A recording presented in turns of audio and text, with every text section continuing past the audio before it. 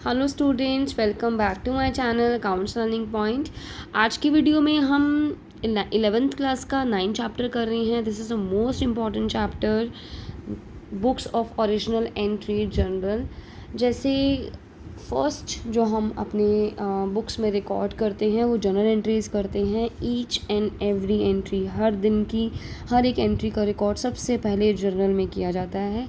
जब बिज़नेस का size small होता है तो जर्नल, अगर बिज़नेस बढ़ने लग जाता है या हमारे बिज़नेस का साइज़ बड़ा है तो हम उसमें अलग से सब्सिडरी बुक्स बनाते हैं। जैसे कैश के लिए कैश बुक, परचेज़ के लिए परचेज़ बुक, सेल्स के लिए sales book, purchase return book, sales return book, bills receivable book, bills payable book और जनरल प्रॉपर। जब ये सारी बुक्स बनती है ना, तो जो इन सब में नहीं आएगा वो जनरल प्रॉपर में आता है। तो पहले देख लेते हैं जर्नल है क्या। ये फर्स्ट टाइम एंट्री होती है इसके अंदर, और जर्नल एक बेसिक बुक है। This is one of the basic books of original entry in which transactions are originally recorded in chronological order according to the principles of double entry system. Double entry system का हमने principal use करके हमने chronological यानी कि day to day और जैसे उसके हिसाब से हमने उसको रिकॉर्ड करना है, राइट। तो जनरल जो है इसके फीचर्स देख लेते हैं। जनरल जैसे कि बुक्स ऑफ ओरिजिनल एंट्री है,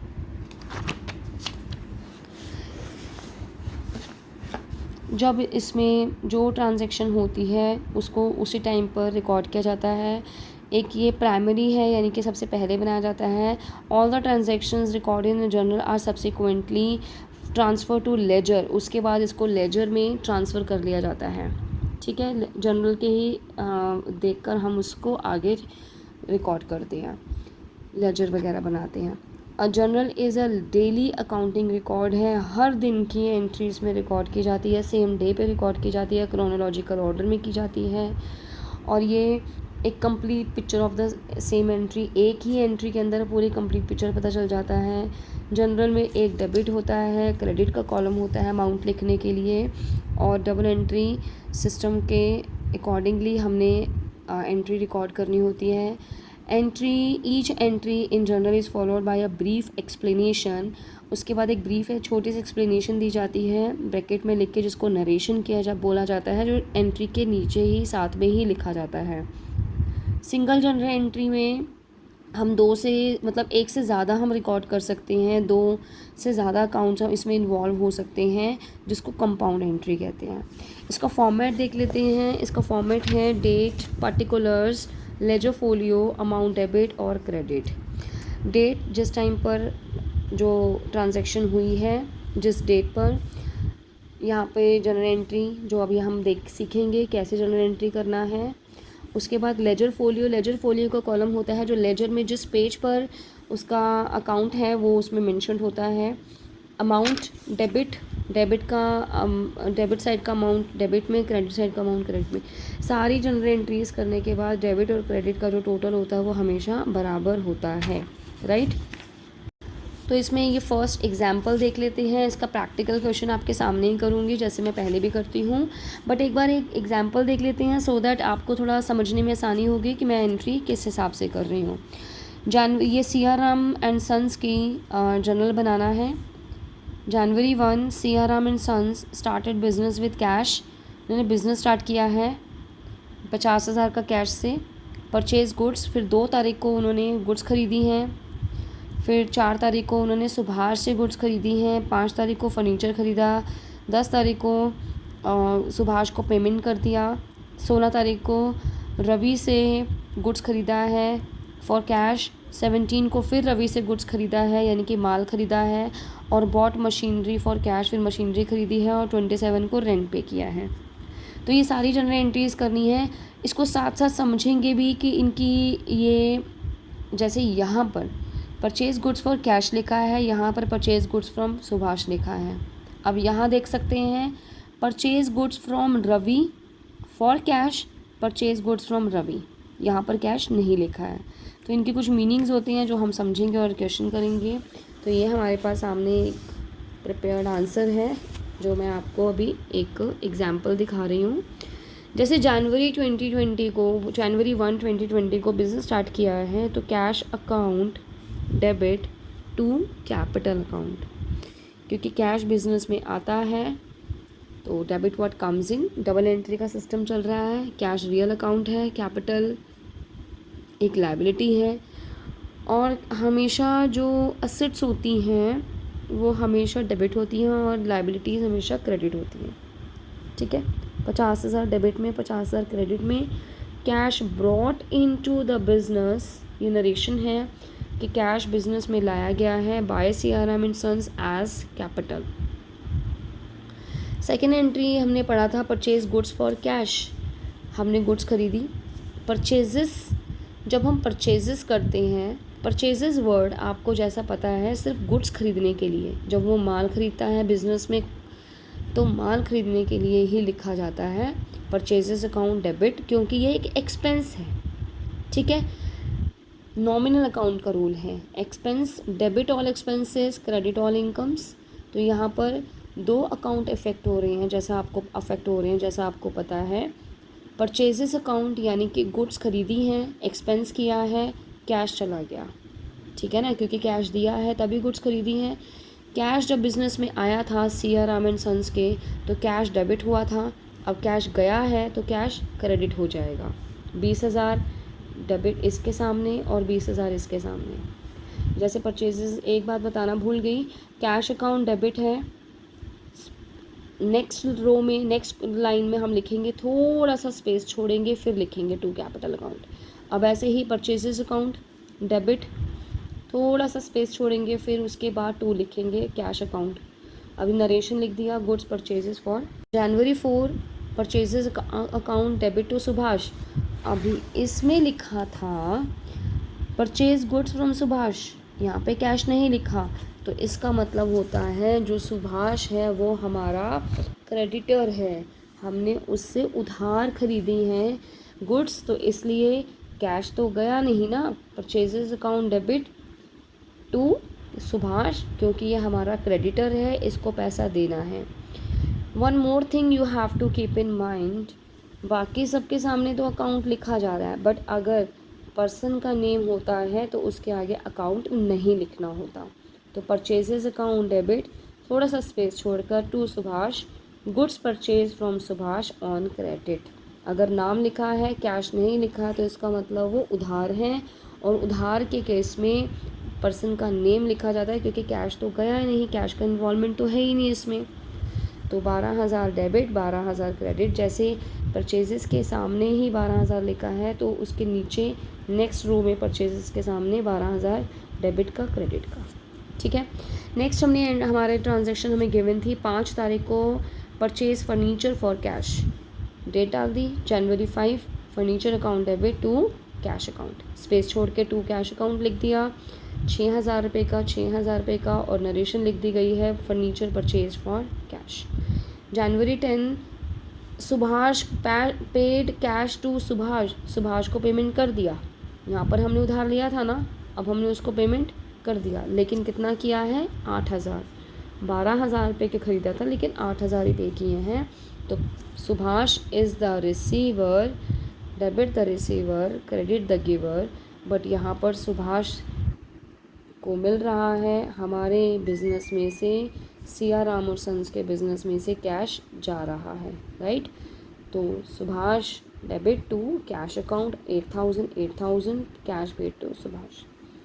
नेक्स्ट हमारी एंट्री है, ट्रांजैक्शन है purchase goods from Ravi for cash. तो purchases account debit to cash, space छोड़ के 16 डेट डालकर 7,500 डेबिट में 7,500 क्रेडिट में, नरेशन लिख दिया गुड्स परचेज फॉर कैश।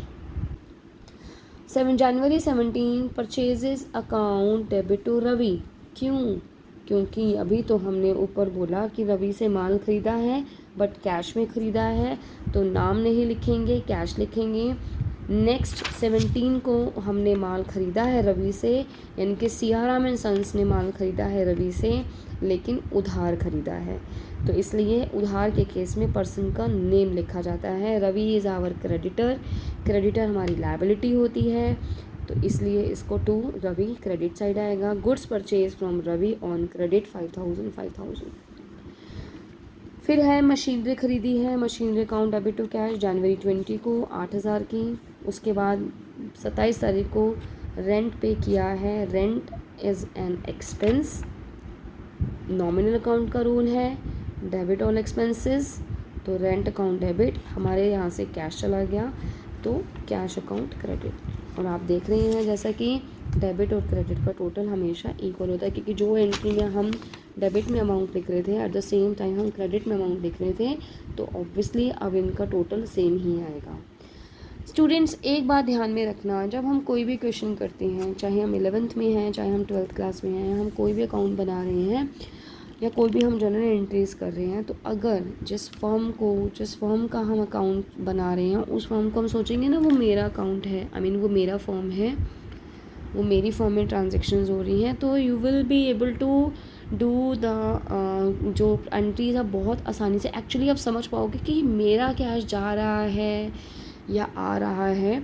तो मैं आपको ये सजेस्ट करूँगी कि जब हम कभी भी कोई भी जनरल एंट्रीज़ कर रहे हैं या हम कोई भी अकाउंट बना रहे हैं, हम किसी भी उसका क्वेश्चन सॉल्व कर रहे हैं, तो we have to think that Siyaram and sons is mine, वो मेरा बिज़नेस है और मेरे बिज़नेस का नाम सीआराम एंड सन्स है, ठीक है। जैसे यहाँ पे जनरल सीआराम सन्स लिखा है, आपको इतनी आसानी होगी तो आप कॉन्सेप्ट को, आप एंट्रीज़ को समझने में यू विल बी लाइक, आप बहुत आसानी से उसको समझ कर क्वेश्चन सॉल्व कर सकते हैं। वैसे तो इनकी जो प्रैक्टिकल क्वेश्चंस हैं वो बिल्कुल सीरियल ऑर्डर जो इनके इलस्ट्रेशंस का है, एग्जांपल्स का है, सेम वैसे ही है, बट स्टिल मैं आपके सामने फ़र्स्ट क्वेश्चन सॉल्व करने जा रही हूँ। जो ये मनोहर लाल एंड सन्स के का जनरल बनाना है वो मैं हूँ, ठीक है ना। और 1 मार्च को मनोहर लाल एंड सन्स ने बिज़नेस स्टार्ट किया है 60,000 रुपये से। सेकंड को परचेज़ फर्नीचर, थर्ड को परचेज़ गुड्स फॉर कैश, फिर कमलेश से माल ख़रीदा, फिर कमलेश को पैसे दे दिए। 7/16 को फिर गुड्स खरीदी हैं सोहन से, फिर सोहन से पहले तो उधार खरीदी है, फिर कैश में, फिर रेंट पे किया है, ठीक है। ये अमाउंट गिवन है इसका कॉरस्पॉन्डिंग।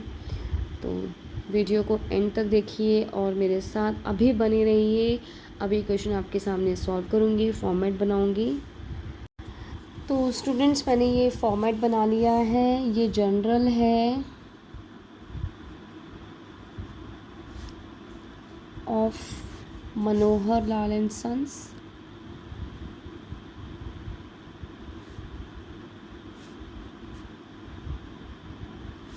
राइट। यहाँ पर आ गया डेट,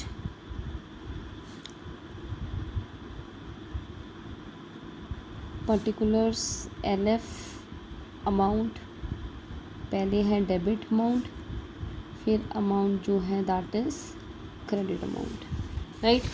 तो हमारे क्वेश्चन में जो फर्स्ट है, मनोहर लाल ने बिज़नेस स्टार्ट किया है कैश के साथ, जैसा कि आपको बताया था कैश से बिज़नेस स्टार्ट किया है 2019 जनवरी 1। जो भी क्वेश्चन में डेट गिवन होगी वही लिखेंगे। कैश अकाउंट लिखा, उसी रो में सामने डेबिट टू, थोड़ा सा स्पेस छोड़ा, कैपिटल अकाउंट, ठीक है।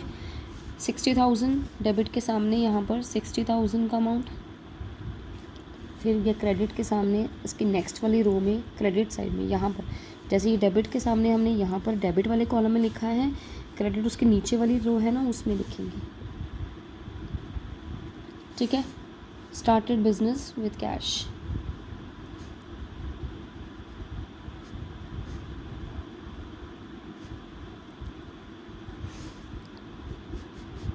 इसको लाइन भी खींच सकते हैं, नहीं तो ऐसे छोड़ भी सकते हैं। फिर है 2 जनवरी 2 purchase furniture for cash. Furniture is एक रियल अकाउंट है, फर्नीचर उसका एक फ़िज़िकल एग्जिस्टेंस है, रियल अकाउंट है, फर्नीचर हमारे पास आया है। वैसे भी फर्नीचर डेबिट एसेट है, तो जितनी भी एसेट्स होती हैं वो हमारी डेबिट होती हैं। तो फर्नीचर अकाउंट डेबिट, कैश दिया है ना, पहले ये तो यहाँ से स्टार्ट किया, इसमें थोड़ा सा स्पेस छोड़ा, 2 कैश अकाउंट, कैश चला गया, तो कैश जब बिज़नेस में आया डेबिट, कैश जब बिज़नेस से गया credit, debit word comes in, credit word goes out, 10,000 furniture narration लिख दी जाएगी, purchase furniture for cash.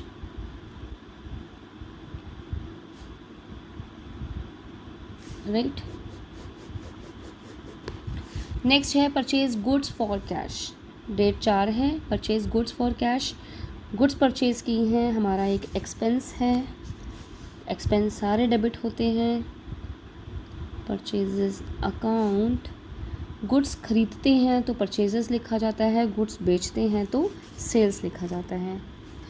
Purchases account debit to, cash में ख़रीदी है तो कैश चला गया, कैश अकाउंट 25,000 रुपये डेबिट, 25,000 रुपये credit. Goods purchased for cash.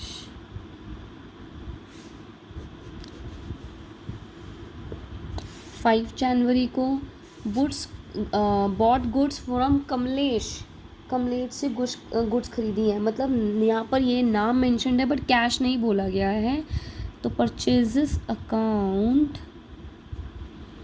Debit to Kamlesh. ठीक है, कमलेश हमारा क्रेडिटर है। 15,000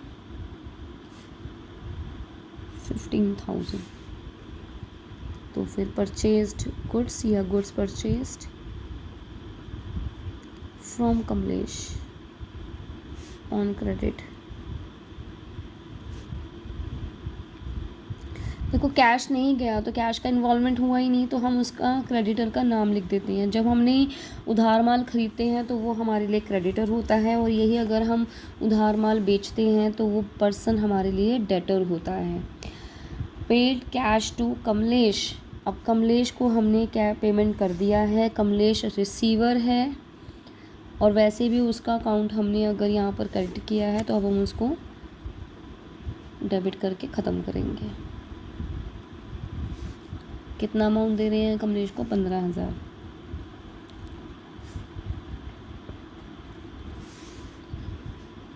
पेड कैश टू कमलेश। जब कभी पर्सन के अकाउंट के सामने मतलब पर्सन का नेम लिखा जाएगा तो उसके आगे अकाउंट नहीं लिखा जाता है, राइट। 16 डेट को है परचेज गुड्स फ्रॉम सोहन, तो purchases account debit to space छोड़ा सोहन। अब यहाँ पर परचेज गुड्स फ्रॉम सोहन लिखा है लेकिन कैश नहीं लिखा है, तो यानी कि जो हमने गुड्स परचेज की हैं, goods purchased from Sohan on credit. ठीक है, 6,000।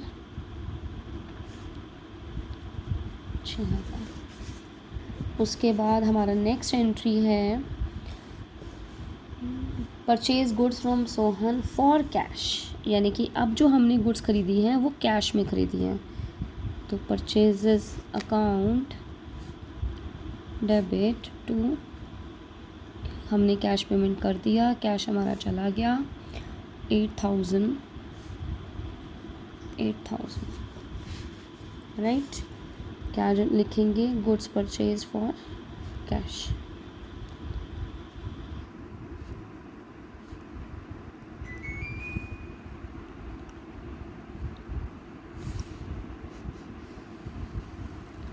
लास्ट 20 एक एंट्री है 20 डेट को, पेड रेंट फॉर ऑफिस, तो rent is an expense, rent account debit to cash account.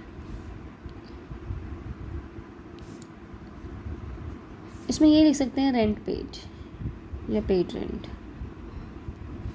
That's it. ठीक है, यहाँ पर पहले हम टोटल करेंगे इनका, ये हमारा इक्वल ही आएगा, ठीक है ना। 60, 70, 40 का टोटल कर देते हैं 1,40,000। ठीक है, तो आई होप आपको समझ में आ गया होगा। मिलते हैं नेक्स्ट वीडियो में नए क्वेश्चन के साथ।